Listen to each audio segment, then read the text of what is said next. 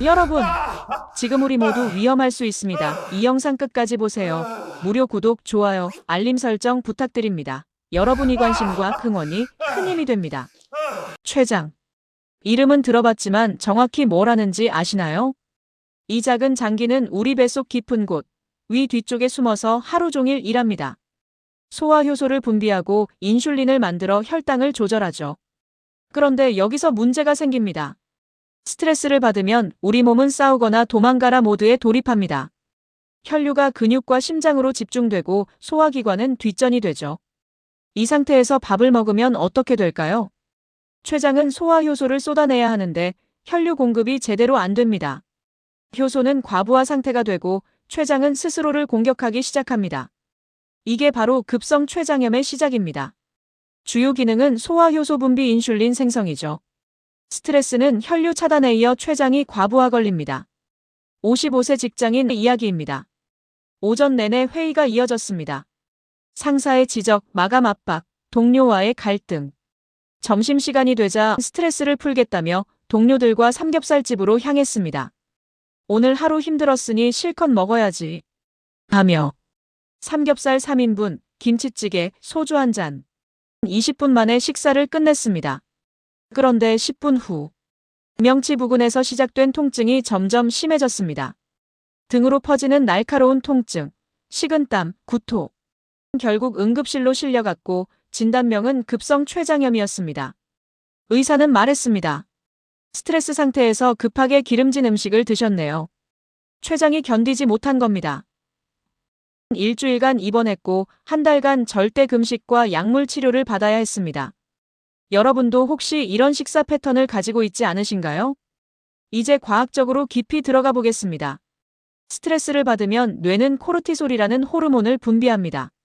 코르티솔은 혈당을 올리고 혈압을 높이고 소화 기능을 억제합니다. 이 상태에서 밥을 먹으면 어떻게 될까요? 첫째, 혈당이 급격히 상승합니다. 췌장은 인슐린을 대량으로 분비해야 하는데 코르티솔 때문에 인슐린 작용이 방해받습니다. 둘째, 소화효소가 과다 분비됩니다. 췌장은 음식을 소화하려고 효소를 쏟아내는데 혈류가 부족해 효소가 췌장 안에서 활성화됩니다. 셋째, 염증 반응이 시작됩니다. 효소가 췌장 조직을 공격하고 염증이 퍼지면서 주변 장기까지 손상됩니다. 이 과정이 단 한 번만 일어나도 급성 췌장염이 발생할 수 있고 반복되면 만성 췌장염, 당뇨병, 심지어 췌장암으로 이어질 수 있습니다. 췌장은 한 번 손상되면 회복이 매우 어렵습니다. 간처럼 재생되지 않고 신장처럼 대체할 수도 없습니다. 그래서 췌장 건강은 예방이 전부입니다. 자, 이제 여러분 차례입니다. 다음 항목 중 몇 개나 해당되시나요? 1번. 식사 후 속이 더부룩하고 가스가 찬다. 2번. 식사 후 30분일 시간 내에 피곤함이 몰려온다.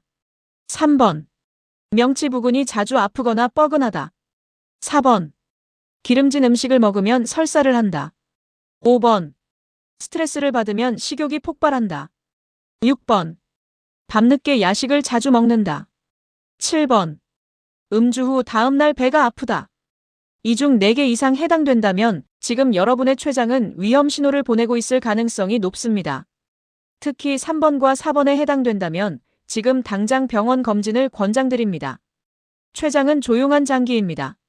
문제가 생겨도 초기에는 거의 증상이 없죠. 하지만 이 7가지 신호가 나타나면 췌장은 이미 당신에게 경고를 보내고 있는 겁니다. 첫 번째, 명치 부근의 통증. 배꼽 위쪽 명치 부근이 지속적으로 아프다면 췌장 문제일 수 있습니다. 두 번째, 등으로 퍼지는 통증. 췌장은 위 뒤쪽에 있기 때문에 염증이 생기면 등까지 통증이 퍼집니다. 세 번째, 식후 가스와 팽만감. 소화효소가 제대로 분비되지 않으면 가스가 차고 배가 더부룩합니다. 네 번째, 기름진 음식 후 변 변화. 지방을 소화하지 못해 변이 기름지고 물에 뜨는 지방변이 나옵니다. 다섯 번째, 원인 모를 피로감. 췌장 기능이 떨어지면 영양소 흡수가 안 돼 쉽게 피곤해집니다. 여섯 번째, 급격한 체중 변화. 체중이 갑자기 빠지거나 반대로 복부만 불룩해질 수 있습니다. 일곱 번째, 과도한 목마름과 소변 증가. 췌장이 인슐린을 제대로 만들지 못하면 당뇨 초기 증상이 나타납니다. 이 신호들을 무시하면 췌장은 결국 침묵의 비명을 멈추고 완전히 망가집니다. 그렇다면 어떻게 먹어야 췌장을 지킬 수 있을까요? 첫 번째, 소량 자주 먹기. 한 번에 많이 먹으면 췌장에 부담이 갑니다. 하루 세 끼보다 나누어 소량씩 먹으세요. 두 번째, 지방 섭취 50% 줄이기. 튀김, 삼겹살, 치킨보다는 생선, 닭가슴살, 두부를 선택하세요. 세 번째, 찜 삶기 중심으로 조리. 기름에 볶거나 튀기는 대신 찌거나 삶아서 먹으세요. 네 번째, 천천히 20분 이상 씹기. 빨리 먹으면 췌장이 급하게 효소를 분비해야 합니다. 천천히 씹으면 췌장 부담이 줄어듭니다. 다섯 번째, 식후 10분 걷기. 식사 후 가벼운 산책은 혈당을 안정시키고 소화를 돕습니다. 여섯 번째, 식사 전 30초 호흡. 스트레스 상태에서 밥을 먹지 마세요. 식사 전 심호흡 3회로 부교감 신경을 활성화하세요. 이 6가지만 실천해도 췌장 건강은 확실히 달라집니다. 식습관 외에도 생활 습관이 중요합니다. 첫째, 규칙적인 아침 식사. 아침을 걸으면 점심에 과식하게 되고 췌장에 폭탄을 던지는 겁니다. 둘째, 스트레스 관리. 명상, 요가, 산책, 취미 활동으로 스트레스를 풀어주세요. 셋째, 충분한 수분 섭취. 하루 1.5리터 물은 췌장 효소가 원활히 작동하도록 돕습니다. 넷째, 금주 또는 절주. 알코올은 췌장에 최대적입니다. 가능하면 끊으세요. 다섯째, 7시간 이상 숙면. 잠이 부족하면 코르티솔이 증가하고 췌장이 지칩니다. 작은 습관이 쌓여 췌장을 지키고 당신의 미래를 바꿉니다.